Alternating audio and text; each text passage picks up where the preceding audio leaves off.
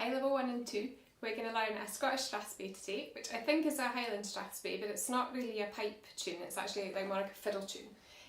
So we need to learn their snap rhythm first, because it's snap rhythms which give the Strathspey its character.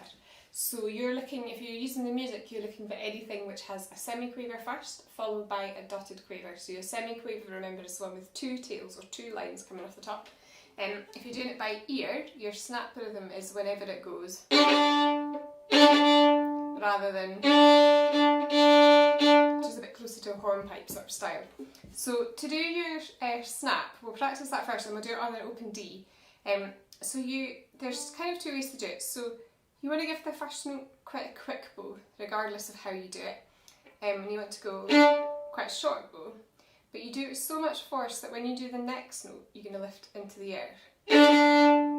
And sometimes you come off into the air. I quite like to come off quite a lot to give the tune a bit of space in between the pairs of notes. But some styles of Strathspey don't. But I think if you do lift off to start with, it's really good because it just emphasises where the snaps are. So when you're playing it, you get more used to remembering to put them in. So if you go, we'll just try and get that rhythm first. If you go, so that's your sort of rhythm. So the way you can do it is you can use your whole arm and you can go.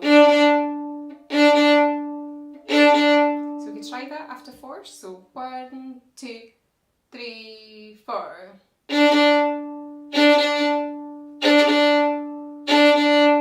And you'll see as well that I'm keeping quite close to the heel, because I think when you do the snaps, it just gives you a bit more control. If you do it up here, you can't lift off, because when you land you bounce, and you also don't get quite as much of a bite because the top half of the bow, unless you're really digging in, can be a bit quieter. So you can use your whole arm. The other way to do it would be to use your wrist and then your fingers. So that's probably the way I do it most of all. And so that's how I get a bit of a crisper sound.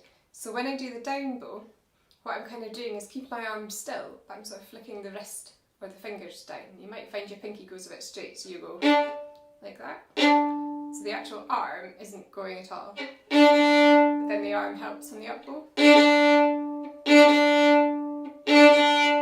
So you're getting this kind of motion, and that's not, if you've not already got that kind of flexibility in your fingers, that's not something that usually appears straight away. So you might find it is easier to use your arm to start with, and that's perfectly fine. But if you can get a bit of flexibility and looseness in your wrist, then that does help. So we'll just try it that way just in case. So 3, 4.